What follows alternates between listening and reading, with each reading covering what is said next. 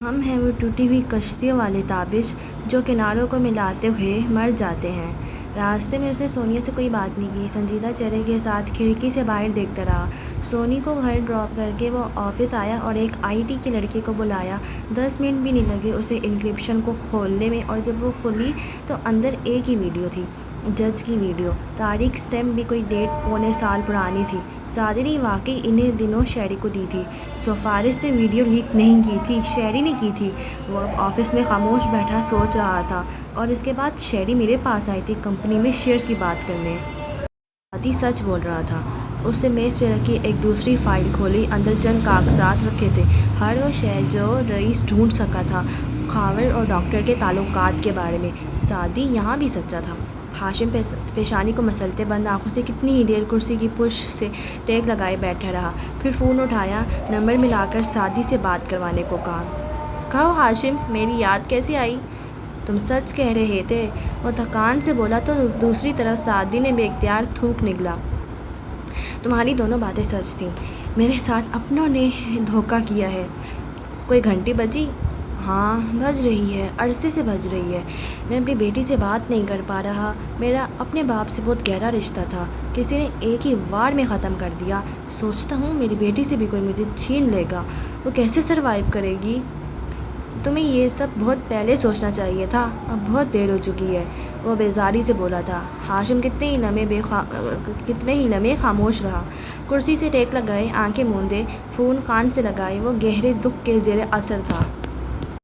کیا کوئی نجات کا راستہ ہے سعدی؟ کیا میرے لیے کوئی معافی اور توبہ کا راستہ ہے؟ سعدی کو آگ لگ گئی تھی۔ تم جیسے لوگوں کے لیے کوئی معافی، کوئی توبہ نہیں ہوتی۔ اللہ تمہیں کبھی معاف نہیں کرے گا۔ قتل معاف نہیں ہوا کرتا۔ اچھا، وہ ہلکا سا ہنسا۔ تمہارا خدا اتنا ظالم ہے کیا؟ ہاں، وہ ظالموں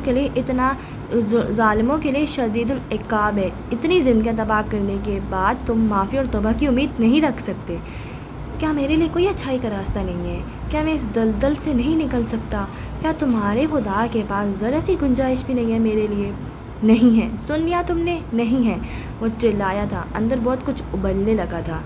کیا تم میرے لیے دعا کرو گے سعدی، کہ میرے لیے کوئی راستہ نکل آئے، اس گلٹ، اس دلدل، ان جرائم سے نکلنے کا راستہ؟ وہ آنکھیں بند کیے مدھم اور گیلی آواز میں کہہ رہا تھا۔ تم جیسا دل کا اندھا آدمی اس قابل نہیں ہے کہ کوئی تمہارے لیے دعا کرے۔ اور خٹ سے فون بند کر دیا۔ ہاشم نے سست روی سے فون میز پہ ڈال دیا۔ دوسری طرف سعدی فون پٹک کر کمرے میں ادھر ادھر ٹہلنے لگا تھا۔ غصے سے اس کا چہرہ گلابی ہو رہا تھا، دماغ کھول رہا تھا، مگر سکون نہیں مل رہا تھا۔ اس نے ٹھیک کہا تھا جو کہا تھا، مگر پھر کون سی آواز تھی جو بار بار ذہن پہ دستک دینے لگی؟ جب اس نے ذہن کے قواس بند کر لیے تو وہ دل کو کھٹکھٹانے لگی، اور دل کے کھٹکے سے پیچھا چھڑانا ناممکن تھا۔ وہ مضطرب سا بیڈ کے کنارے بیٹھا اور سر دونوں ہاتھوں میں گرا لیا۔ آواز اب بلند ہوتی گئی، قرآن کی، سورہ ابس۔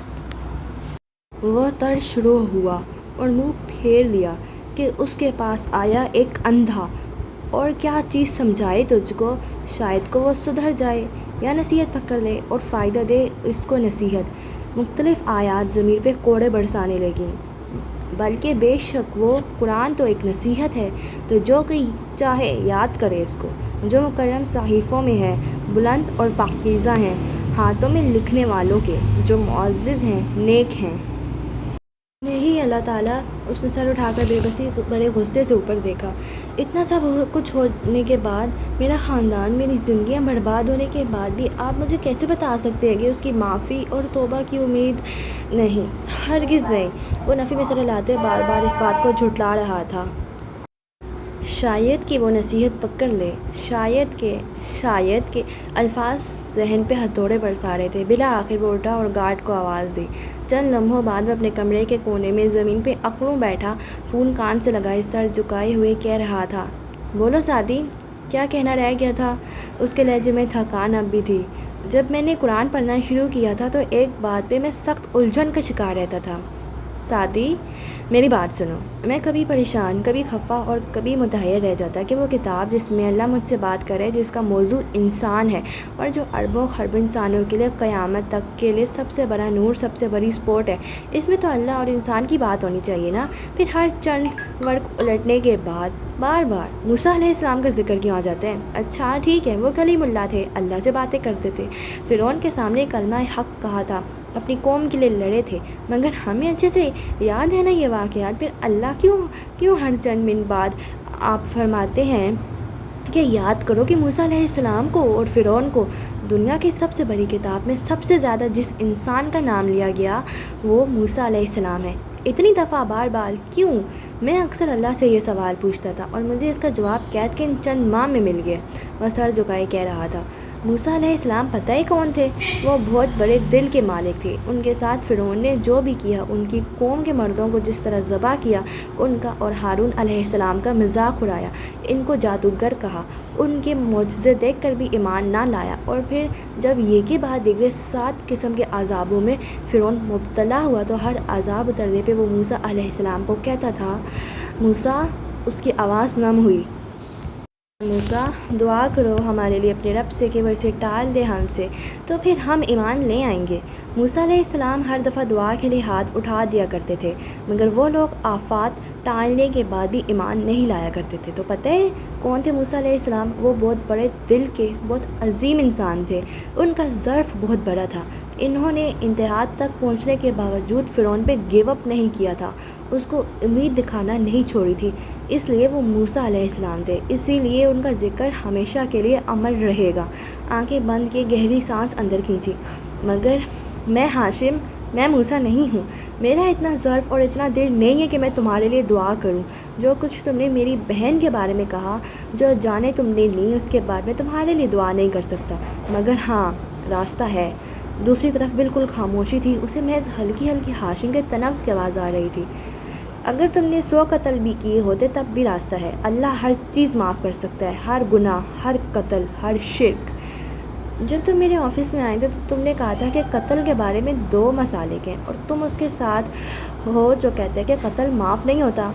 میں اب بھی اسی کے ساتھ ہوں، مگر وہ ان لوگوں کے بارے میں ہے جو توبہ کیے بغیر مر جاتے ہیں۔ ایک گروہ کہتے ہیں کہ اگر وہ مشرک نہیں تھے تو اللہ روز قیامت ان کو معاف کر دے گا، دوسرا کہتا ہے کہ نہیں، اگر انہوں نے توبہ نہیں کی تو معاف نہیں ہوں گے۔ تم ابھی زندہ ہو، اگر تم کو توبہ کر لو تو تمہارا ہر گناہ معاف ہو جائے گا۔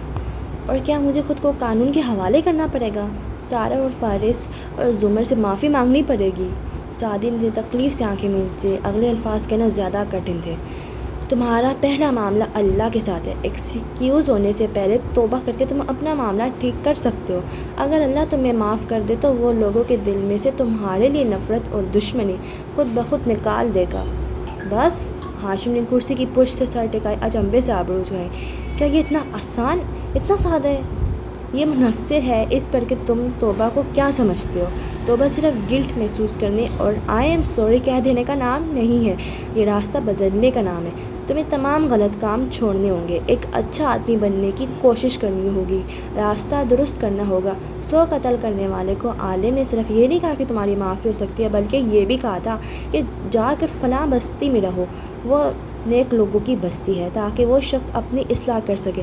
تمہیں اپنے رانگز کو رائٹ کرنا ہوگا، جن کی زندگیاں تباہ کی ہیں اب ان کی زندگیاں جوڑو، اس ملک کے لیے کچھ کرو۔ اپنے اربوں روپے کے بجلی کے بل جو تم نے کئی سال ادا نہیں کیے، ادا کرنا شروع کرو۔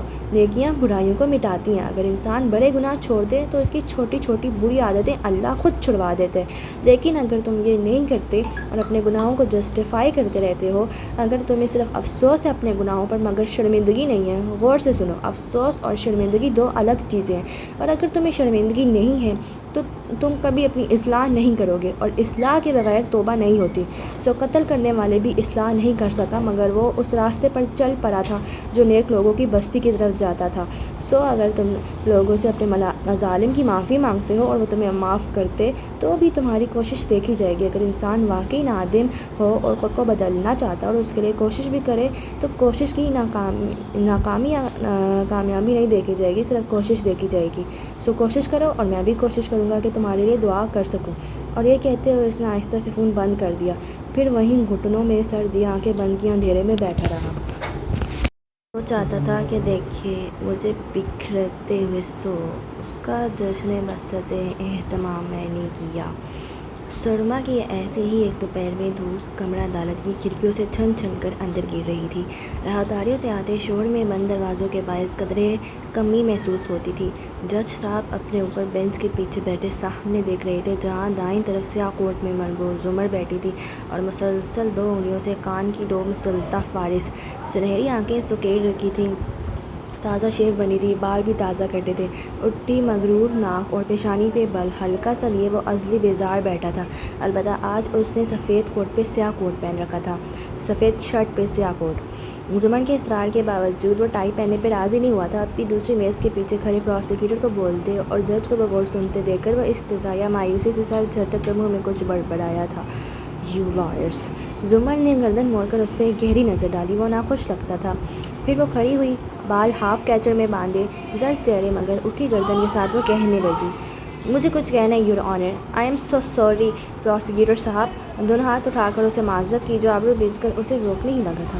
"مجھے ابھی نہیں بولنا چاہیے مگر اتنی پروفیشنل کرٹیسی تو آپ مجھے دکھائیں گے کہ اگر میں بطور ایک انسان کچھ کہنا چاہوں، کیونکہ اپنی مرضی پہ اپنے دلائل میں جو کچھ کہوں گی وہ بطور ایک وکیل کے ہوگا، تو آپ مجھے 5 منٹ تو دے ہی دیں گے۔"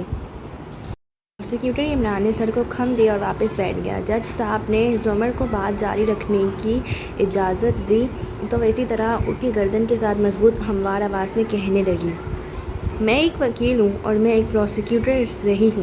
پبلک پروسیکیوشن آفس ایک بھاری ذمہ داری کا نام ہے جس کو میں نے کئی سال اٹھایا ہے۔ انسان کے سر پہ جتنی بھاری ذمہ داری ہوتی ہے اتنی زیادہ اس کی پوچھ ہوتی ہے، مگر ایک پروسیکیوٹر سے پہلے میں ایک انسان بھی ہوں اور بطور ایک گواہ، نہ کہ ایک وکیل"۔ میں نے جج صاحب کو دیکھتے وہ بولی تو آواز لمحے بھر کو کانپی، "فارس طویل غازی کو 4.5 سال پہلے جیل بھجوایا تھا۔"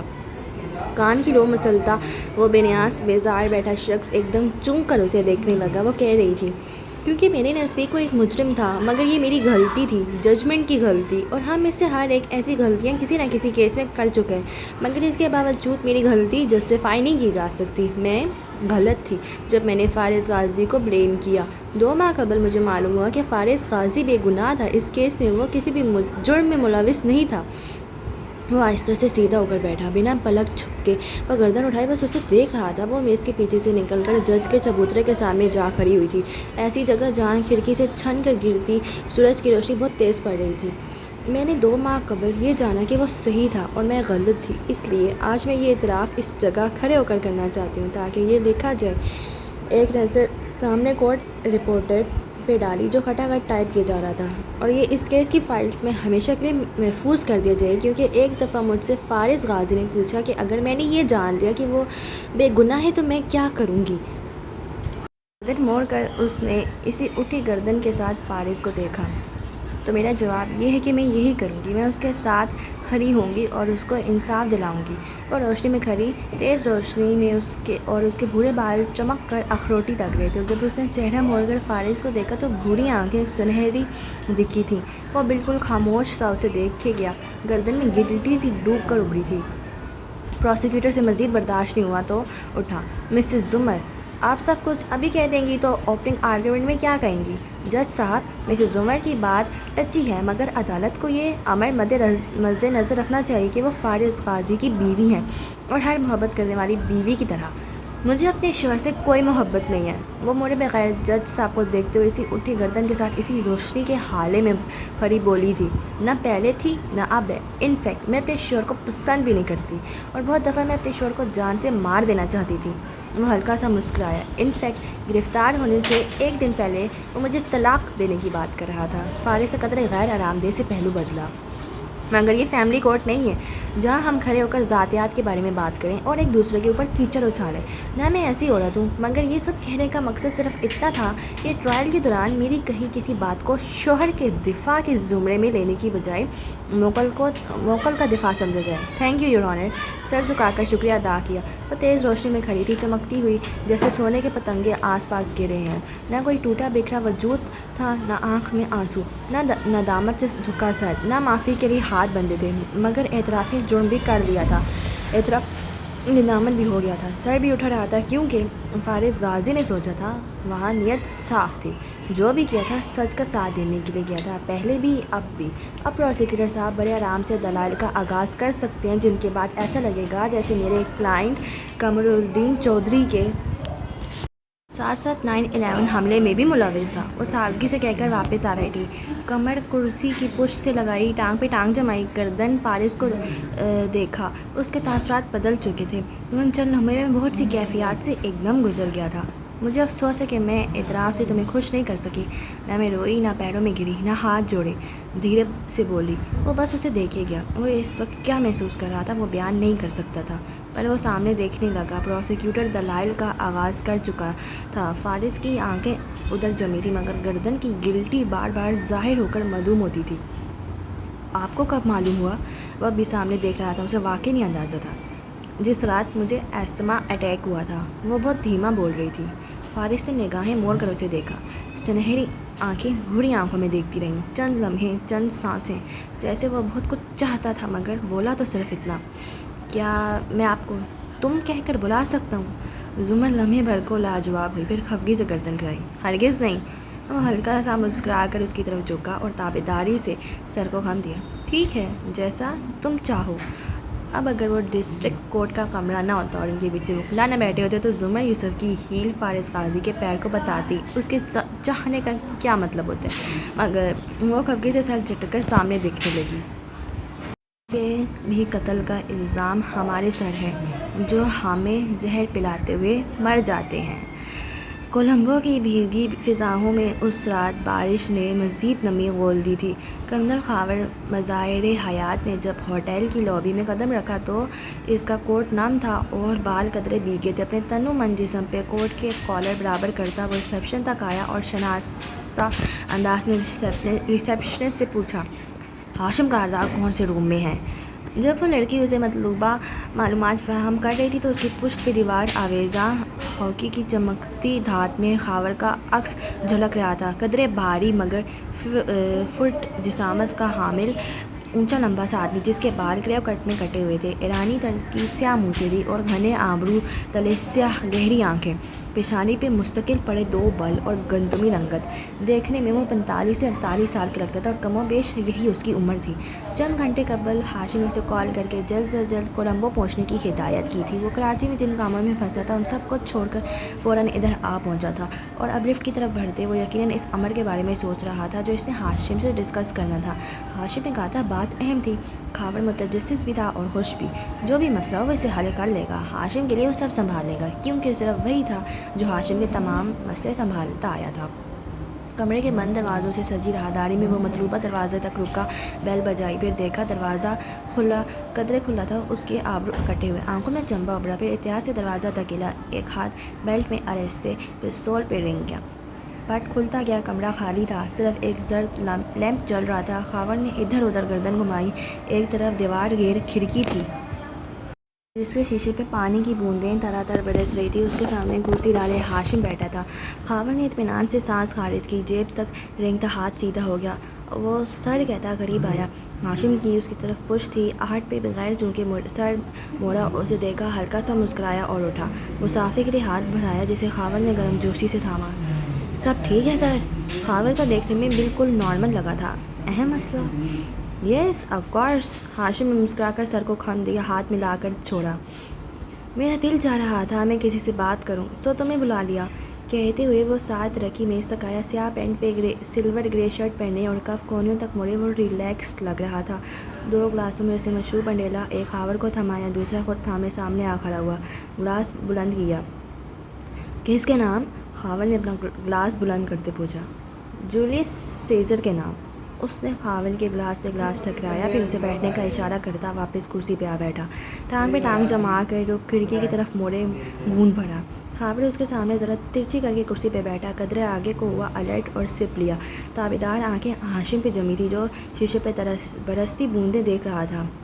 جولیس سیزر، رومن ڈکٹیٹر، آج کل میں اس کے بارے میں سوچتا ہوں۔ گھون بھرتے ہوئے باہر دیکھتے وہ کہہ رہا تھا، 44 سال قبل از مسیح 15 مارچ کے دن سیزر کے اوپر اس کے اپنے سینیٹرز نے حملہ کیا تھا، اور ان میں شامل تھا مارکس جونیئر بروٹس، سیزر کا دوست۔ اور بروٹس کہتے ہیں، پہلے سیزر جو اناندر سے لڑا، مگر جب اس نے نگاہیں یکٹک باہر جمائے، گلاس لبوں سے لگا کر نیچے کیا۔ جب اس نے بروٹس کو دیکھا تو اس نے دکھ سے کہا، اٹ تو بروٹے دین فال سیزر، تم بھی بروٹس تو پھر ڈھہ جاؤ سیزر۔ اور یہ کہہ کر وہ ڈھہ گیا۔ ایک اور چھوٹا سا گھون بھرنے کو وہ رکا۔ ایٹ تو بروٹے، لاطینی زبان کا وہ ننھا سا فقرہ جو انگریزی میں یو ٹو بروٹس کہلاتا ہے۔ اس کو شہرت شیکسپیئر کے قلم سے ملی، ورنہ خاور اگر شیکسپیئر یہ فقرہ اپنے پلے میں جولیس سیزر کو بولتے نہ دکھاتا تو کون جان پاتا اس فقرے کو؟ مگر جانتے لوگ اس کا مطلب ٹھیک سے نہیں سمجھتے۔ قیاس کہتے ہیں کہ یو ٹو بروٹس کا مطلب ہے کہ سیزر دکھ سے، یعنی کہ تم بھی بے وفا نکلے بروٹس، کہہ رہا تھا، مگر یہ ایک نامکمل معنی ہے۔ خاوند نے درمیان میں کئی دفعہ لب کھولے، پھر ادب سے بند کر دیے۔ وہ اس بیکار کہانی کو تحمل سے آخر تک سن سکتا تھا، مگر جانے اس نیم روشن شاہانہ بیڈ روم کی نرم گرم فضا میں ایسا کیا تھا جو ٹھیک نہیں تھا؟ وہ اندر سے الجھتا خاموشی سے گھون بھرتا رہا اور اسے سنتا رہا۔ وہ کہہ رہا تھا، پی پی سوئیٹنس کہتا ہے کہ لوگ کہتے ہیں سیزر کے آخری الفاظ تھے کائے سے تیکفون، یعنی تم بھی بچے۔ کچھ یہ بھی کہتے ہیں کہ اس سے کہا تھا، تم بھی میرے بچے۔ وہ ہلکا سا ہنسا۔ تاریخ دان یہ بھی کہتے ہیں کہ بروٹس سیزر کا ناجائز بیٹا تھا۔ خیر، کھڑکی کو دیکھتے شانے جھکائے۔ خاور اب دھیان سے اسے دیکھ رہا تھا۔ اس زمانے میں قدیم روم میں ایک محاورہ بولا جاتا تھا، تم بھی میرے بچے، طاقت کا مزہ چکھو گے۔ شاید سیزر بھی یہی کہہ رہا تھا جب اس نے کہا، تم بروٹس، تم بھی تاج پہنو گے۔ یہ دکھ کا اظہار نہیں تھا، یہ ایک بد دعا تھی۔ اب کی نگاہیں خاور کی طرف پھیری۔ خاور بری طرح ٹھٹکا۔ یہ وہ آنکھیں نہیں تھیں جن کو وہ پہچانتا تھا، سیاہ، سرد، پتھر جیسی آنکھیں۔ سر، کیا ہوا ہے؟ جب سیزر نے یہ کہا، تم بھی بروٹس، تو اس نے کہا، تمہاری بھی باری آئے گی بروٹس، اور یہ کہہ کر وہ ڈھہ گیا۔ اور بعد میں بروٹس بھی تو ایسے ہی مرا تھا نا، مگر پتہ ہے کیا؟ اس نے خاور پہ نظریں جمائے، گلاس دائیں طرف میز پہ رکھا۔ یہ سب لوگوں کی باتیں، ورنہ تاریخ کہتی ہے کہ سیزر نے مرتے وقت کچھ نہیں کہا تھا۔ خاور نے آہستہ سے گلاس اسی میز پہ رکھنا چاہا، مگر رکھ نہیں سکا۔ گلاس لڑک گیا۔ بے اختیار اس نے دونوں ہاتھوں سے اپنا گلاس تھاما۔ اس کی رنگت بدل رہی تھی، چہرے پہ پسینہ نمودار ہو رہا تھا۔ سر، کیا ہوا؟ حیرت زدہ نگاہیں اٹھا کر دبتے گلے کو پکڑے وہ بامشکل بول پایا تھا، محرک کہتے ہیں سیزر کو مرتے وقت ایک لفظ کہنے کی بھی مہلت نہیں ملی تھی۔ وہ خاموشی سے مرا تھا، بالکل خاموشی سے۔ ایسے بڑے بڑے الفاظ شیکسپیئر کہا کرتا تھا، یہ اسی کے الفاظ ہیں۔ اس نے خاور کو دیکھتے ہوئے ایک اور گھون بھرا۔ سر، میں نے کچھ نہیں۔ وہ چلانا چاہتا تھا، مگر گلا پکڑے گھٹنوں کے بل زمین پہ گر گیا۔ منہ یوں کھولا جیسے کیا کرنا چاہتا ہو، مگر اندر سے کچھ نہیں نکلنا تھا۔ اس کا منظر دھندلا رہا تھا۔ سامنے ٹانگ پہ ٹانگ جما کر بیٹھا اسے سرد نظروں سے دیکھتا ہاشم اسی دھن میں گم تھا، اور دور کسی کنویں سے ٹکراتی آواز کی طرح اس کی آواز گونج رہی تھی۔ میرا خیال ہے وہ واقعی خاموشی سے مرا تھا، کیونکہ بادشاہ خاموش ہی مرا کرتے، مگر تم تاج نہیں پہنو گے۔ اس نے کرسی پہ ہاتھ جما کر اٹھنے کی کوشش کی، مگر دھند، درد، اندھیرے میں ڈوبتا ذہن وہ اٹھ نہیں پایا۔ تم خاموش نہیں رہو گے، تم۔ ہاشم بیٹھتے بیٹھتے آگے کو جھکا۔ تم مجھے سب بتاؤ گے، ایک ایک بات، کہ اس کے لیے مارا تم نے میرے باپ کو، سب کچھ۔ مگر الفاظ اب گڈ مڈ ہونے لگے۔ خاور کا ذہن گہرے اندھیروں میں ڈوب رہا تھا۔ مناظر کبھی نظر آتے، کبھی بادلوں میں چھپ جاتے۔ اس نے محسوس کیا اس کو کسی چیز پہ لٹا کر راہداری میں سے گزارا جا رہا ہے۔ راہداریاں، چھت، دروازے، چھت بدل رہی ہے، پھر وہ تاریک ہو گئی۔ وہ کچھ بڑبڑا بھی رہا تھا۔ مضبوط قوت ارادی کے باعث اس کا ذہن ابھی تک مفلوج نہ ہو سکا تھا، اور پھر چھت مزید تاریک ہوئی، یہاں تک کہ وہ زردی مائل بھوری سی لگنے لگی۔ دھندلے ہوتے منظر میں اس نے دیکھنا چاہا، اس کا اسٹریچر ایک تنگ کمرے میں دھکیلا جا رہا تھا۔ اور سامنے دو حیولے سے کھڑے تھے۔ وہ قریب آتے گئے قدم قدم، پھر ایک کا چہرہ واضح ہوا۔ اس کے بال گہرے بھورے اور ہلکے گھنگریالے تھے اور آنکھیں بھوری تھیں۔ اس کا مسکراتا چہرہ قریب آیا اور اس کے الفاظ وہ آخری الفاظ تھے جو ہاورڈ کو سنائی دیے۔ خوش آمدید یا صاحب السجن۔ 1.5 ماہ بعد۔ کبھی غرور کا نشہ، نہ سر پہ تاری کر، میری بلا سے فقیری کر یا تاجداری کر۔ سرما کی ٹھنڈ دسمبر کے تیسرے اشرے میں پڑتی جا رہی تھی۔ وہ ایک نیلی سی صبح تھی۔ دھند نے سارے کثر کو اپنی لپیٹ میں لے رکھا تھا۔ سورج منہ پھیرے ناراض سا بادلوں کے پیچھے گم تھا۔ ایسے میں فیونا کثر کے برآمدے کے زینے چڑھتی دکھائی دے رہی تھی۔ اسکرٹ پہ سویٹر پہنے، بال پونی میں باندھے، وہ قدرے سنجیدہ اور ناخوش دکھائی دیتی تھی۔ برآمدے میں آ کر اس نے اندر کھلتا بھاری منقش لکڑی کا دروازہ دھکیلا تو جیسے ہی ہیٹر کی گرم ٹکور دیتی ہوا وجود سے ٹکرائی، ویسے ہی کثر کا اندرونی منظر بھی کھلتا چلا گیا۔ اندر تمام بتیاں روشن تھیں۔ لاؤنج میں ملازم کام کرتے نظر آ رہے تھے۔ سامنے ڈائننگ ہال کے شیشے کے دروازے کھلے تھے اور سربراہی کرسی پہ براجمان ملکہ نک سک سے تیار بیٹھی تھی۔ کھلے بال کندھے پہ بائیں جانب کو ڈالے، فگر بگنگ سیاہ ٹاپ پہنے جس پہ گرے سلور لاکٹ چمک رہا تھا۔ وہ مسکرا کر گردن اٹھائے مسلسل ایئر رنگ پہ انگلی پھیرتی ساتھ کھڑے احمد کو دیکھ رہی تھی۔ وہ بھی سیاہ جیکٹ میں ملبوس، ماتھے پہ کٹے بال گیلے کر کے پیچھے کو بنائے سادہ سا مسکراتے ہوئے کہہ رہا تھا، گو کہ آکشن 11 بجے شروع ہوگی مگر آپ وہاں پہ 11:14 پہ پہنچیں گی، یہ پرائس بولیں گی، ایک چٹ نکال کر سامنے رکھی، مسکرا کر حاضرین کو دیکھیں گی، سب امیزڈ ہوں گے، لاجواب ہوں گے۔ پھر آپ کے بیٹھنے سے پہلے میٹنگ آپ کی ہوگی اور آپ اسی شان بے نیازی سے اس کو بچوں کی فلاح کے لیے بننے والے ادارے کو عطیہ کر دیں گی۔ کیمروں کے شورس بج رہے ہوں گے، آپ نیوز میں ہوں گی مگر آپ انٹرویو دینے سے انکار کر دیں گی کیونکہ آپ اپنے نیک کام کی تشہیر نہیں چاہتی۔ پی ایس آپ کو مزید تشہیر کی ضرورت اس ہفتے پڑے گی بھی نہیں۔ اور مسکرا کر سر کو خم دیا۔ فیونا نے دور سے یہ منظر دیکھا، ناک سکوڑی اور کچن کی طرف چلی گئی۔ اور یقیناً تم نے انتظامیہ سے پہلے ہی بات کر لی ہوگی۔ چٹ کو 2 انگلیوں میں اٹھا کر جواہرات نے دیکھا، وہ میرے علاوہ کسی کو پینٹنگ نہیں بھیجیں گے، رائٹ؟ نہ صرف یہ بلکہ وہ 14 منٹ تک کسی کو اس رقم تک نہیں آنے دیں گے۔ یہ سب سیٹل کیا جا چکا ہے۔ وہ ذرا رکا۔ مسز کارتر، آپ سیاست میں نہیں آ رہی، آپ پہلے ہی ایک فلینتھراپسٹ کے طور پہ جانی جاتی ہیں، پھر میں پچھلے چند ہفتوں سے آپ کے لیے یہ پبلسٹی اسٹنٹس کیوں ارینج کر رہا ہوں؟ جواہرات نے نزاکت سے کندھے اچکائے اور نیپکن گھٹنوں پہ پھیلایا۔ میں پاپولر ہونا چاہتی ہوں۔ مقبول لوگ کسی بھی عہدے یا آفس کے بغیر بھی دنیا پہ حکومت کرتے ہیں، وہ ذہنوں پہ حکمرانی کرتے ہیں اور ان کی رائے سنی جاتی ہے، مانی جاتی ہے۔ مسکرا کر اسے دیکھتے گلاس لبوں سے لگایا۔ بھاری اعزازات کی بھاری قیمتیں چکانی پڑتی ہیں مسز کارتر، مگر خیر آپ کو فکر کرنے کی ضرورت نہیں ہے کیونکہ میں آپ کے ساتھ ہوں اور مجھے اسی بات کی فکر ہے کہ تم ان کے ساتھ ہو۔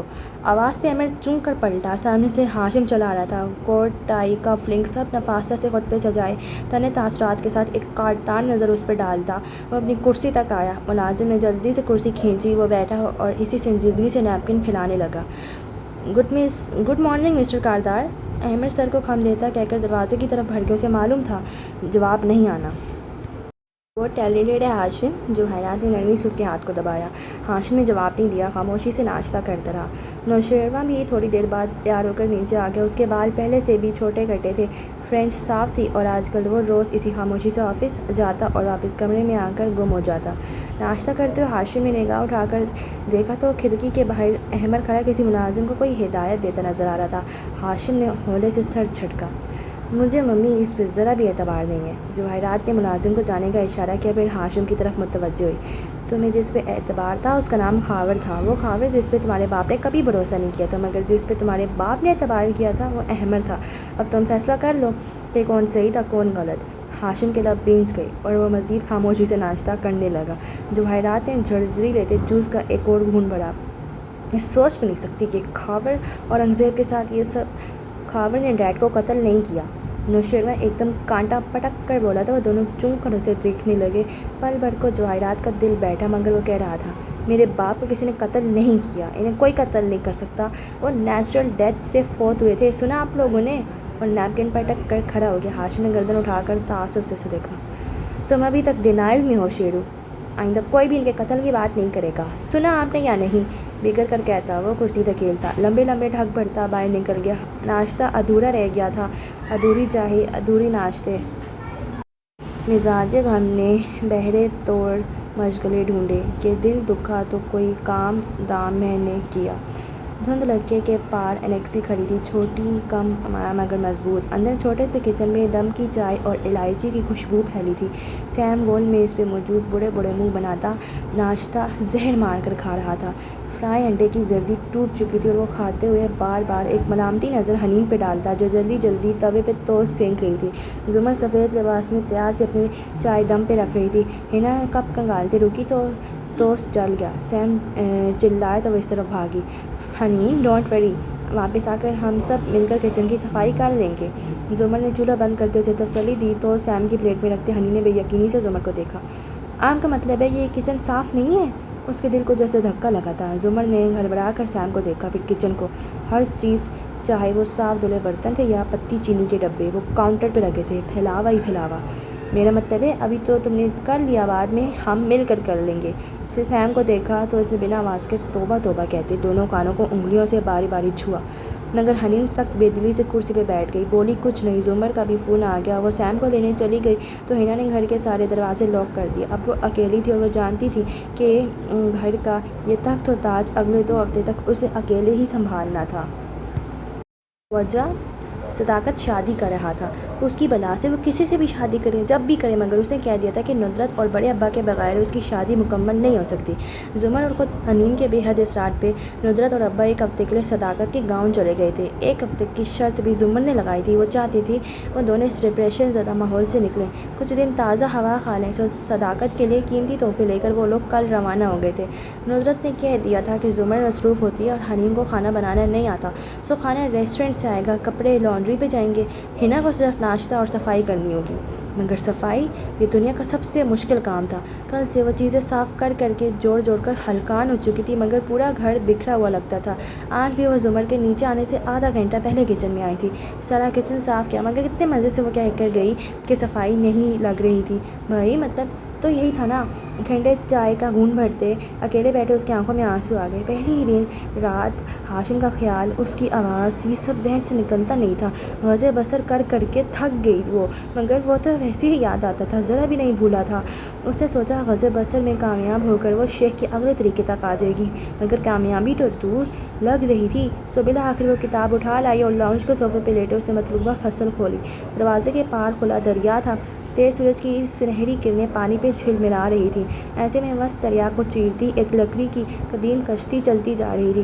بوڑھے شیخ کسی ماہر ملاح کی طرح چپوں کو پانی میں چلاتے کشتی کو آگے دھکیل رہے تھے۔ ان کے سامنے وہ بیٹھی تھی، پہلے کی طرح کمزور اور بددل، کوہنیاں گھٹنوں پہ رکھے اور ہتھیلیوں پہ چہرہ گرائے وہ ناراضگی سے ان کو دیکھ رہی تھی۔ غزے بسر کر کر کے مر گئی میں، پہلے اس کو دیکھنا چھوڑا، پھر اس کی ای میلز، اس کے ٹیکسٹ سب مٹا دیے کہ ان کو دیکھنا بھی غزے بسر کے خلاف تھا، مگر وہ نہیں بھولا۔ میں تو اسے دیکھ بھی نہیں رہی، پھر وہ مجھے کیوں نہیں بھولتا شیخ؟ شیخ نے آہستگی سے گیلے چپو نکال کر کشتی کے اندر رکھے۔ ہوا ہولے سے خود ہی سنہرے پانی پہ کشتی کو آگے بڑھانے لگی۔ تمہارے زمانے میں لڑکی سب سے مہلک بیماری کون سی ہے؟ ڈینگی، فوراً بولی، پھر گھبرائی، سوری، کینسر، سرطان۔ تو اگر سرطان کا مریض اپنی بیماری بھول جائے تو کیا تندرست ہو جائے گا؟ لیں، بیماری بھولنے سے کون شفا یاب ہو سکتا ہے؟ تو میری بیٹی مریض کیسے ٹھیک ہوگا؟ جسم سے اس سرطان یعنی کینسر کے نکلنے سے، یا یادداشت سے سرطان کا خیال نکالنے سے؟ اور جب وہ ٹھیک ہو جائے گا تو کیا وہ سرطان کو بھول جائے گا؟ وہ ایک عجیب انکشاف کا لمحہ تھا۔ ہنا نے دم میں خود ان کو دیکھتے نفی میں سر ہلایا۔ نہیں، اسے ساری عمر سرطان یاد رہے گا، لیکن اگر وہ تندرست ہو چکا ہے تو وہ یا تو اسے تکلیف نہیں دے گی۔ تو کیا مجھے اپنے محبوب کو بھولنے کی ضرورت نہیں؟ وہ بے یقین تھی۔ بھولے بغیر موو آن کرنا، یہ کیسا علاج تھا؟ وہ تمہیں کبھی نہیں بھول سکتا، تم بھولنے کی کوشش ترک کر دو۔ علاج تم نے اپنے دل کا کرنا ہے، یادداشت کا نہیں۔ اسے دل سے نکالنا ہے، دماغ سے نہیں۔ اس مقام تک آنا ہے جہاں اس کی یاد پہ تم بے حس ہو جاؤ، تمہیں فرق پڑنا ختم ہو جائے، نہ نفرت ہو نہ محبت۔ हिना का दिल जैसे एकदम खाली हो गया, टुकर टुकर उनका चेहरा देखने लगी। मगर ये कैसे होगा? उसके लिए पहले तुम्हें मोहब्बत को समझना पड़ेगा। इन्होंने चप्पू उठा ली और फिर से पानी में चलाने लगे। कश्ती की रफ्तार तेज़ हुई, सुनहरी किरणों से चमकता पानी अब तंग होता जा रहा था, गोया दरिया के दो हाले करीब आ रहे थे। दोनों ही तरफ में उगा सब्ज़ा भी घना और गुंजान था। और इसको समझने के लिए पहले इश्क और मोहब्बत में फ़र्क करना सीखो लड़की। दरिया मज़ीद तंग होकर किसी नहर में बदलता जा रहा था। वो जैसे शाम से दूर अमेज़न के जंगल के दरमियान बहती कोई नहर थी। मुझे पता है, वो जल्दी से बोली। पहले पसंदीदगी होती है, फिर मोहब्बत, फिर इश्क, फिर जुनून, फिर दीवानगी। शेख के तासुरात देखकर वो चुप हुई। वो अफसोस से मुस्कुराते हुए नफ़ी में सर हिला रहे थे। ये दर्जे तुम्हारे मुल्क में राइज होंगे, मगर जिस ज़ुबान से तुम्हारी ज़ुबान निकली है इसमें मामला ज़रा मुख्तलिफ है। मोहब्बत दरमियान में नहीं है, बल्कि मोहब्बत के ये सब दर्जे हैं। मोहब्बत खुद कोई दर्जा नहीं है। तो कितने दर्जे हैं मोहब्बत के? 7। सुनोगी? वो मुस्कुराए। कश्ती अब इस सरसब्ज़ रंग नहर के दरमियान दाखिल हो चुकी थी। वहाँ जा बजा कवल के फूल पानी पे तैरते दिखाई दे रहे थे। सूरज घने दरख्तों के दरे छुप गया था। ठंडी मीठी सी छाया हर सू छा गई थी। मोहब्बत का पहला दर्जा इलाका है, क्योंकि इसमें इंसान का अपने महबूब से ताल्लुक़ कायम होता है। इलाके के बाद असबा है, इसमें इंसान का दिल पूरी गर्विदगी के साथ महबूब की तरफ झुक जाता है और वो इसके सहर में घिर जाता है। दर्जा अलगराम है, कुरान में पढ़ा होगा तुमने तर्जुमा। बिलाशुबा उसका अज़ाब लाजिम होने वाला है। सो अलगराम में मोहब्बत कल्ब के अंदर हमेशा के लिए लाजमी तौर पे जा बैठती है और इससे निकल नहीं पाती। और ज़रा देर को सांस लेने रुके। फिर इश्क है, मोहब्बत की एक इंतहा। और एक बात कहूँ, बुरा तो नहीं मानोगी? नहीं तो ये क्या तुम्हारे मुल्क के लोगों ने अल्लाह और उसके रसूल सल्लल्लाहु अलैहि वसल्लम के साथ इश्क का लफ्ज़ जोड़ना शुरू कर रखे हैं? तुम्हारी ज़ुबान जिस ज़ुबान से निकली है, इसमें इश्क का लफ्ज़ मर्द औरत की ऐसी मोहब्बत के लिए इस्तेमाल होता है जो मोतबर नहीं समझी जाती। इस लफ्ज़ में शराफत नहीं है। खुद सोचो, कभी कह सकते हो कि मुझे अपने माँ बाप से इश्क है? तुम्हें अजीब लगता है ना? अल्लाह की मोहब्बत के लिए, रसूल सल्लल्लाहु अलैहि वसल्लम की मोहब्बत के लिए ये लफ्ज़ कतई दुरुस्त नहीं। आहिस्ता बोले। किसी टीवी पे मदारी नुमा सूडो स्कॉलर ने सुन लिया ना तो मुझे उल्टा लटका देगा। आपको क्या पता आजकल आशिक़े रसूल के टाइटल की टीवी पे कितनी डिमांड है? शेख ने मुस्कुराकर आह भरी। किसी और को अगर हक बात कहने में किसी मलामत गर की मलामत की परवाह है और वो गैर जानिबदार रहना चाहता है तो रहे, मगर ना मैं गैर जानिबदार रहूँगा, ना गलत चीज़ को रोकने के लिए किसी मलामत या फतवे की परवाह करूँगा। अरबी अदब के माहिरीन अहले ज़ुबान से जाकर पूछ लो, और नहीं तो कुरान पढ़ने वालों से पूछ लो, अल्लाह ने अपने और रसूल के लिए मोहब्बत का लफ्ज़ इस्तेमाल किया या इश्क का? मैं तुम्हारे मुल्क के मुफ्तियों आशिकों से नहीं डरता। जो लफ्ज़ मुझे अल्लाह के रसूल ने नहीं सिखाया, जो लफ्ज़ एक अच्छा लफ्ज़, एक शरीफ लफ्ज़ नहीं समझा जाता, मैं इसको अल्लाह और रसूल के साथ जोड़ने की मुखालफत करता हूँ। और मुझे किसी मलामत गर की मलामत की परवाह नहीं। इब्न नकीम वाला हौसला और जिगर मेरे अंदर नहीं है, इसलिए हम आगे चलते हैं। शेख उसे मौजू की तरफ तवज्जो मबज़ूल करवाई। वो सर झटक चप्पू चलाने लगे। कश्ती तेज़ी से पानी को चीरती तैरने लगी। इश्क के बाद शौक़ है, ये दिल के उस सफ़र का नाम है जो पूरी तेज़ी से महबूब की तरफ शुरू किया जाए। परवरदिगार आलम के मुतल्लिक़ इसका इतलाक़ होता है। अल्लाह को मालूम है कि उसके दोस्त उसकी मुलाकात का शौक़ रखते हैं, इसलिए उसने एक वक्त मुकर्रर कर दिया कि जब वो लोग जो अपने दुखों और मसलों में सिर्फ उसी से मदद मांगा करते थे, वो इस वक्त उससे मुलाकात कर लेंगे और उनके दिल में मौजूद जज्बाती मोहब्बत को करार मिलेगा। पानी पे चमकते कमल के बुल खुद ब खुद एक तरफ हटकर कश्ती को रास्ता देने लगे। उसके बाद अलतसीम है, यानी कि इंसान अपने महबूब की इबादत करने लग जाए। महबूब की इबादत करने वाला उसका अहद यानी ग़ुलाम बन जाता, अबद यानी ग़ुलाम बन जाता है। वो अपनी सारी अना, सारी इज़्ज़त नफ्स सब उस महबूब के कदमों में डाल देता है। किसी इंसान से ऐसी मोहब्बत की जाए, मजबूरी में नहीं, जुल्म में नहीं, बल्कि सिर्फ मोहब्बत में ख़ुद को उसके कदमों में बेतौकीर कर दिया जाए, तो ये शिरक है। मगर अल्लाह से ऐसी मोहब्बत करना, ख़ुद को उसके सामने झुकाना, अपने चेहरे का हर निकाब उतार कर, हर अना पसे पुष्ट डाल कर उससे अपने दिल का हाल बयान करना, उसके आगे दुआ में गिड़गिड़ाना, ये इबादत है। और इबादत मोहब्बत की मिराज है। जो अल्लाह की इबादत नहीं करता वो उससे मोहब्बत नहीं करता। अब इनके चप्पू चलाते हाथों में रवानी आ गई। हवा भी ठंडी हो रही थी। दरिया नहर की माने दरख्तों की तंग गली से गुजरकर आगे बढ़ता ही बढ़ता जा रहा था। اس کے بعد کمال محبت، محبت کا آخری درجہ خلط ہے۔ یہ دل کی اس کیفیت کا نام ہے جس میں محبوب کے سوا نہ کسی کی گنجائش ہوتی ہے، نہ دل کسی شراکت کو برداشت کرتا ہے۔ اسی خلط سے خلیل ہے، اور یہ منصب اللہ تعالیٰ نے صرف 2 انسانوں کو عطا کیا تھا، ابراہیم علیہ السلام اور محمد صلی اللہ علیہ وآلہ وسلم۔ اس خلط کو حاصل کرنے کے لیے ان 2 عظیم انبیاء نے بہت کچھ قربان کیا۔ ہم اس مقام تک نہیں پہنچ سکتے، مگر التسیم یعنی عبادت تک تو پہنچ سکتے ہیں نا۔ جیسے اسے تسلی دی، اب تمہیں فیصلہ کرنا ہے کہ تمہاری اپنے محبوب سے محبت کس درجے تک تھی۔ عشق تک، وہ بے اختیار بولی۔ تو پھر سنو، مرض عشق کی مدافعت کا دوسرا طریقہ یہ ہے کہ وہ ذرا دیر کو رکے، کہ اپنے دل کو کسی اور طرف مصروف کرو تاکہ وہ عشق والے راستے سے رکے، یا تو کسی خوف کے ذریعے، یا پھر وہ اداسی سے مسکرائے، یا پھر محبت کے ذریعے۔ محبت کے ذریعے جیسے ہیرا ہیرے کو کاٹتا ہے، جیسے لوہا لوہے کو کاٹتا ہے، ویسے ہی عشق کو صرف عشق کاٹتا ہے۔ محبت کا علاج محبت سے کیا جاتا ہے۔ جب تک تمہارے دل کے سامنے کوئی بڑی محبت نہیں آئے گی، اس شخص کی محبت سے بڑی محبت، تب تک وہ شفا یاب نہیں ہوگا۔ مطلب مجھے کسی اور سے محبت کرنا ہوگی؟ نہیں، محبت جبراً کوئی کسی سے نہیں کر سکتا، یہ تو قسمت سے ملتی ہے۔ ہو گئی تو ہو گئی، نہ ہوئی تو نہ ہوئی، مگر اس سے پہلے تمہیں اپنے دل کو مصروف کرنا ہوگا۔ اور دل کو مصروف کرنے کے لیے مجھے اپنی آنکھ کو مصروف کرنا ہوگا، بالکل، لیکن اس کے لیے 2 چیزیں ہونی چاہیے انسان میں۔ اول، اس میں اتنی عقل ہو کہ ادنا اور اعلیٰ محبت میں تمیز کر سکے، اعلیٰ کو ادنا پہ فوقیت دے سکے، اور دوم، اس میں اتنا صبر، ہمت اور استقامت ہو کہ فیصلہ کر لیا تو اس پر ڈٹ جائے۔ بعض لوگ اپنا فائدہ نقصان خوب سمجھتے ہیں، مگر ان میں غلط کو ترک کرنے کی ہمت نہیں ہوتی۔ وہ نہ خود کو نفع دیتے ہیں نہ دوسروں کو، مگر جن لوگوں میں اتنا صبر اور عزم ہوتا ہے، انہی کو اللہ اپنے دین کی امامت سونپتا ہے۔ اگر تم نے ان میں سے بننا ہے تو نگاہ کسی اچھی طرف لگاؤ۔ اوکے، میں کوئی مشغلہ ڈھونڈوں، رائٹ؟ کمل کے پھولوں کی جوت بجھتی گئی، پانی کی روشنی مفقود ہوتی گئی، کشتی مندھم ہو کر کہیں ڈوب سی گئی، اور اس نے خود کو لاؤنج میں بیٹھتے پایا۔ کتاب بند کر کے وہ اٹھ کھڑی ہوئی۔ صرف نگاہ جھکانا کافی نہیں، نگاہ کو مصروف رکھنا بھی ضروری ہے۔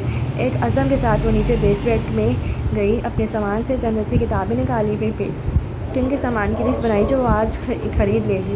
لینڈسکیپ اور خوبصورت گھر پینٹ کرنے کا کتنا شوق تھا اسے، بس وہ آج سے اچھی ساری کتابیں پڑھے گی اور اچھی اچھی پینٹنگز بنائے گی۔ یوں وہ مصروف ہو جائے گی، اس کا دل ہاشم کے اثر سے نکل جائے گا۔ اسے تہیہ کر لیا تھا، ایک ہجر نے ملوا دیا وصال سے بھی، کہ تو گیا تو محبت کو عام میں نے کیا۔ آج کمرہ عدالت ٹھنڈی تھی، سورج ہنوز ناراض تھا، ہیٹر بھی جل رہا تھا، مگر ایسے میں گویا موسم سے سب بے نیاز دھیان اور توجہ سے کٹہرے میں کھڑے شخص کو دیکھ رہے تھے جو 40-45 برس کا مرد تھا اور سامنے کھڑے پروسیکیوٹر کے سوالات کا جواب دے رہا تھا۔ مقتول قمرالدین سے آپ کا کیا رشتہ تھا؟ میں ان کا بہنوئی ہوں۔ بولتے ہوئے لبوں پہ ہاتھ پھیرا تو جج نے ٹوکا، ذرا صاف اور بلند آواز میں جواب دیں۔ میں ان کا بہنوئی ہوں۔ وہ فنکار کر پھر سے بولا۔ اپنی کرسیوں پہ زمر اور فارس اسی طرح بیٹھے تھے۔ زمر کاغذ پہ تھوڑی تھوڑی دیر بعد کچھ لکھتی، پھر نگاہ اٹھا کر سنجیدگی سے PW1 پروسیکیوشن کا گواہ نمبر 1 کو دیکھنے لگتی۔ فارس ٹیک لگائے کان کی لو مسلتا چپتی ہوئی نظروں سے کبھی گواہ کو دیکھتا اور کبھی ایک کٹلی نظر بیٹھے ناظم پہ ڈالتا۔ ناظم وہ شخص تھا جس نے فارس کا شریک جرم ہونے کا دعویٰ کیا تھا۔ 29 اگست کی دوپہر کیا ہوا تھا؟ جی کوئی لگ بھگ 12:30 بجے کا وقت تھا۔ میں اپنی بہن کے گھر کام سے آیا تھا، ابھی اندر داخل نہیں ہوا تھا، وہیں گیٹ پہ کھڑا فون سن رہا تھا کہ ایک گاڑی جس کی نمبر پلیٹ اتری ہوئی تھی قریب آئی۔ 2 لوگ سامنے والی سیٹوں پہ بیٹھے تھے۔ وہ کار سے اترنے پچھلی سیٹ سے قمرالدین کی لاش نکال کر وہاں پھینکی اور اسی تیزی سے کار میں بیٹھ کر یہ جا وہ جا۔ پھر آپ نے کیا کیا؟ پروسیکیوٹر نے نرمی سے سوال کیا۔ میں جی فوراً آگے آیا، لاش کو سیدھا کیا۔ وہ قمرالدین ہی تھا، مگر کافی خون آلود تھا۔ میں اسے فوراً ہسپتال لے گیا۔ ڈاکٹر نے کہا کہ موت واقع ہوئے چند گھنٹے گزر چکے ہیں، مگر ڈاکٹر نے میت ہمارے حوالے نہیں کی۔ ہمارے؟ یعنی کہ جی میں اور میرا بھائی، اس کو بھی میں نے فون کر کے بلا لیا تھا۔ ڈاکٹر نے شام کو میت حوالے کی، ہم اسے گھر لے آئے۔ پھر صبح ہم نے پولیس کو اطلاع دی۔ جو 2 لوگ کار پہ لاش پھینکنے آئے تھے، آپ ان کو پہچان لیں گے؟ جی ہاں جی، یہ دونوں، پہلے فارس کی طرف اشارہ کیا، یہ ڈرائیونگ سیٹ پہ تھا، اور یہ ناظم کی طرف انگلی اٹھائی، یہ فرنٹ سیٹ پہ تھا۔ کیا انہوں نے چہرے پہ کوئی نقاب پہن رکھے تھے؟ نہیں جی، منہ کھلا تھا، بالکل صاف اور واضح۔ پروسیکیوٹر نے سر کو خم دیا اور پھر اپنے واپس کرسی کی طرف آتے زمر کو دیکھ کر یور وٹنس کہتے جرا کی دعوت دی۔ زمر اپنی جگہ سے اٹھی اور قدم قدم چلتی کٹہرے کے قریب آئی جہاں وہ بہنوئی کھڑا تھا۔ یہاں سے فارس کو اس کا نیم رخ دکھائی دیتا تھا، آدھے بندے گھنگریالے بال، پشت پہ اور ناک میں دمکتی سونے کی نفت۔ اسے بے اختیار سیاہ ڈبی میں مقید وہ لونگ یاد آئی جب بھی ان کے کمرے کی ڈریسنگ ٹیبل پہ پڑی تھی۔ زمر نے اس رات کے بعد اسے چھوا تک نہ تھا۔ چہرے پہ بے پناہ سنجیدگی لیے اسے بہنوئی محمد اقبال کو دیکھا۔ اقبال صاحب، سیٹلائٹ فون کی قیمت کتنی ہوتی ہے؟ جی؟ اقبال نے الجھ کر اسے دیکھا۔ پروسیکیوٹر قدرے بیزار سا کھڑا ہوا۔ آبجیکشن یور آنر، کونسل غیر متعلقہ سوال پوچھ رہی ہے۔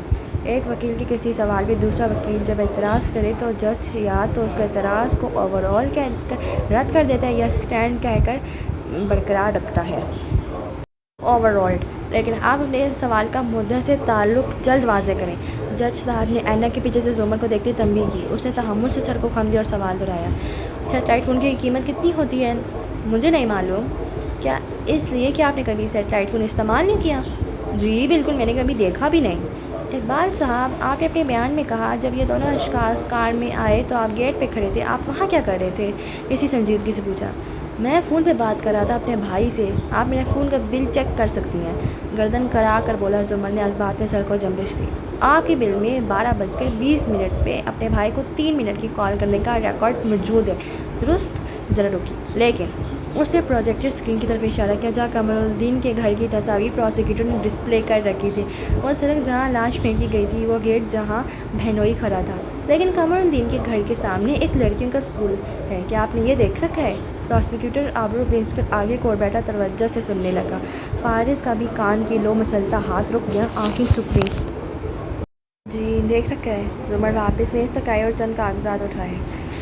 یہ اسکول کی انتظامیہ کی طرف سے ایفیڈیوٹ ہے اور اسی کالونی کے چند معزز لوگوں کی طرف سے حلف نامے ہیں جن میں کہا گیا ہے کہ باری باری چند کاغذات جج صاحب کی ڈیسک پہ اور پھر پروسیکیوٹر کی میز پہ رکھے کہ ہر روز صبح 8 بجے سے دوپہر 2 بجے تک اسکول میں جیمر لگایا جاتا ہے تاکہ وہ لڑکیاں جو چھپ کر موبائل لاتی ہیں وہ ان کو نہ استعمال کر سکیں، اور محلے والوں کے مطابق ان جیمر کا دائرہ اتنا ہی ہے کہ قریبی گھروں کے وہ حصے جو اسکول کے سامنے پڑتے ہیں وہاں ان اوقات پہ موبائل سگنلز نہیں آتے، جن کی وجہ سے وہ کافی دفعہ اسکول والوں سے شکایت بھی کر چکے ہیں۔ تو اقبال صاحب، میں یہ نہیں سمجھ سکی کہ اس گیٹ پہ جہاں میں خود 12:20 پہ جا کر موبائل سے کال کرنے کی کوشش میں ناکام ہو چکے ہیں، وہاں آپ موبائل پہ اتنی لمبی گفتگو کیسے کر سکتے ہیں؟ الا یہ کہ آپ کے پاس سیٹلائٹ فون تھا۔ Objection your owner. پروسیکیوٹر جلدی سے کھڑا ہوا۔ زمر نے مڑ کر اسے دیکھا۔ کس وجہ کی بنا پہ؟ کونسلر غیر متعلقہ بات کری ہے۔ یور آنر، اس گواہ کے مطابق یہ 12:20 پہ اس گیٹ پہ موجود تھا، صرف تب ہی یہ کار آنے والوں کی شکلیں دیکھ سکتا ہے، لیکن اگر وہاں سگنل نہیں آتے تو پھر یہ ثابت ہوتا ہے کہ گواہ اس وقت وہاں موجود نہیں تھا اور وہ فون اس نے کسی اور جگہ پہ سنا تھا۔ Over all. پروسیکیوٹر قدرے غیر آرام دہ سا بیٹھا۔ جج نے گواہ کو جواب دینے کا اشارہ کیا، وہ اب تک سنبھل چکا تھا۔ میرا خیال ہے میں نے بات گھر کے اندر کی تھی، وہاں سگنل آتے ہیں، اور میں بات کر کے باہر آیا تو میں نے دیکھا تھا کہ آپ کو یہ یاد نہیں کہ آپ نے بات کہاں کی، آپ کو یہ یاد نہیں کہ آپ وہاں کیوں کھڑے تھے، مگر آپ کو یہ یاد ہے کہ ان دونوں کی شکلیں کیسی تھیں اور یہ کہ ان کی کار کی نمبر پلیٹ غائب تھی۔ اسی سنجیدگی سے وہ پوچھ رہی تھی۔ دیکھیں، کافی دن گزر چکے، فوراً قمر الدین صاحب کو ہسپتال لے کر گئے تھے؟ بات کاٹ کر اسے اگلا سوال داغا۔ گواہ نے سر اس بات میں ہلایا۔ جی ہاں۔ اور ان کے میڈیکل معائنے کے وقت آپ وہاں موجود تھے؟ جی۔ تو پھر کیا وجہ ہے کہ قمر الدین چودھری کی میڈیکو لیگل رپورٹ پہ جو دوست رشتہ دار کا خانہ ہوتا ہے جس میں اس شخص کا نام لکھا جاتا ہے جو طبی معائنے کے وقت ساتھ ہو، وہ خانہ خالی کیوں ہے؟ اس نے رپورٹ کی ایک کاپی جج اور پروسیکیوٹر کے سامنے رکھی، تیسرے گواہ کے ہاتھ میں دی۔ گواہ نے تھوک نکلا سر اٹھا کر پروسیکیوٹر کو دیکھا۔ وہ کاغذ پڑھتے تیزی سے اٹھا۔ یور آنر، ڈاکٹر سے بھول ہو سکتی ہے، اتنے مریضوں کی موجودگی میں اکثر ڈاکٹر سے اس خانے کو پر کرنا بھول جاتے ہیں۔ 2 مریض، 2 لاشیں، 2 رپورٹس۔ وہ مزید چند کاغذ میز سے اٹھا کر لائی اور جج کے سامنے رکھے۔ 29 اگست کو ڈاکٹر سعادت نے قمر الدین چودھری کے علاوہ مزید 2 لاشوں کی میڈیکو لیگل رپورٹس تیار کی تھی۔ ان دونوں میں دوست رشتہ دار کا کھانا بھرا ہوا ہے۔ اگر ڈاکٹر کو وہاں یاد رہا تو اسے یہاں کیوں بھول گیا؟ یا پھر گواہ کے سامنے کھڑے ہو کر مسکرا کر دیکھا۔ آپ وہاں موجود ہی نہیں تھے، بلکہ آپ کو پروسیکیوشن نے رٹی رٹائی کہانی یاد کرنے کو کہا ہے۔ فارس ہلکا سا مسکرایا۔ یہاں سے ابھی تک زمر کا نیم رخ دکھائی دے رہا تھا، مگر اس کا انداز، اس کی نرم سی سختی، خود بھی نہیں پتا تھا کہ وہ مسکرا رہا ہے۔ Objection your owner. پروسیکیوٹر غصے سے بولا، اور جج صاحب نے فوراً اسے سسٹین کہتے ہوئے زمر کو تنبیہ نظروں سے دیکھا بھی تھا، مگر وہ دونوں ہاتھ اٹھا کر وِدڈران کہتی واپس کرسی پہ جا بیٹھی۔ مجھے مزید کوئی سوال نہیں کرنے، مگر میں گواہ کو دوبارہ ذرا بلا کر جرا کرنے کا حق محفوظ رکھنا چاہتے ہیں۔ اب وہ عدالت کو اطلاع دے رہی تھی۔ فارس سے مسکراتے کچھ کہنے کے لیے لب کھولے مگر پھر رک گیا اور مسکراہٹ دبا لی۔ ابھی وہ وقت نہیں آیا کہ وہ اس کی تعریف کرتا۔ چلی جو سیل رواں پہ محبت کی کشتی، تو اس سفر کو محبت کے نام میں نے کیا۔ سندھ میں ایک طویل عرصے کی تعیناتی کے بعد اس کو بالآخر اپنے شہر میں واپس بلا لیا گیا تو وارث خوش تھا۔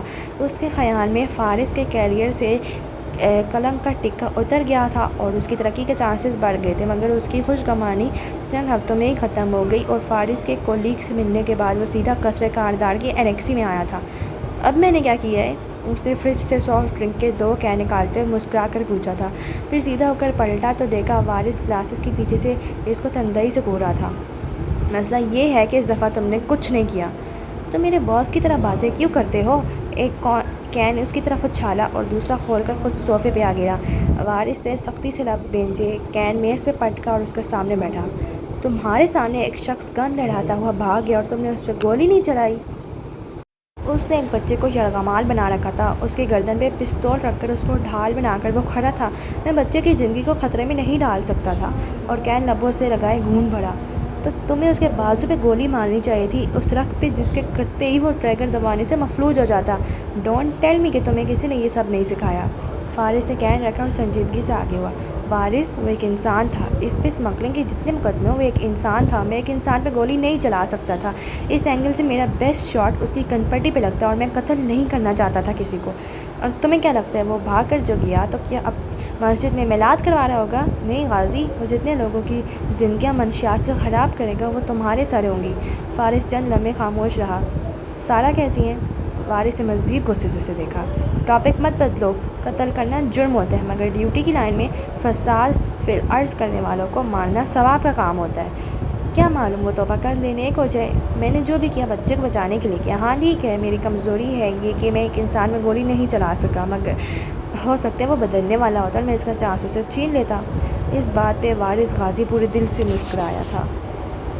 میری ایک نصیحت ساری زندگی یاد رکھنا فارس، اس کی آنکھوں میں دیکھ کر وہ ٹھہر کر بولا۔ انسان نہیں بدلا کرتے، لاکھوں میں سے 1-2 تو بدل سکتے مگر ہر کوئی نہیں بدلتا۔ یہ نصیحت بلانے میں سے چند دن لگے تھے مگر ذہن کے کسی نیا خانے میں اٹک ضرور گئی تھی۔ لیکن یہ وہ دن تھا جب دل اور دماغ میں اور بھی بہت کچھ چل رہا تھا۔ اس نے زمر کی یونیورسٹی جوائن کر لی تھی، شام کی کلاسز وہ اس سے لینے لگا تھا اور یہ اس کو خود بھی معلوم تھا کہ پورے شہر میں ایک یہی یونی تو نہیں تھی۔ پھر وہ ادھر کیوں آتا تھا؟ صرف اس کے لیے۔ اس سے قبل ان دنوں کی ملاقات زیادہ نہ رہی تھی، بلکہ ان دونوں کی ملاقات، بلکہ رسمی سلام سے زیادہ اسے کبھی اس سے بات بھی نہیں کی تھی۔ اور سندھ میں قیام کی اس طویل مدت کے دوران اس کو وہ بھول بھال بھی گئی تھی، مگر یہاں آنے کے بعد ایک روز اس نے اسے سعدی کے گھر سے نکلتے دیکھا تھا اور اسے معلوم ہو گیا تھا کہ اگر اس نے اس لڑکی کو کھو دیا تو دنیا میں کوئی اور اس کے لیے نہیں ہوگا۔ وہ اس کی یونی جانے لگا، اسے بات کرنے کے مواقع تلاش کرنے لگا، اس کا زیادہ سے زیادہ وقت لینے کے بہانے ڈھونڈنے لگا اور وہ ہمیشہ کی طرح اسے ایک طرح سے ڈیل کرتی تھی، احترام اور عزت کے ساتھ، مگر ریزرو اور دور۔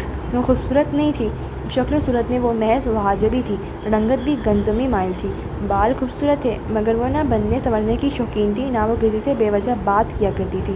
زیور کے نام پہ وہ صرف ناک میں نتھ پہنا کرتی تھی، شاید اسے اپنی ناک بہت عزیز تھی۔ وہ بہت اچھی تھی یا پھر اسے لگتی تھی، محبت کرنے والی مگر مضبوط، دبنگ اور کبھی کبھی ذرا ضدی، نرم لہجے میں سخت باتیں کر جاتی تھی۔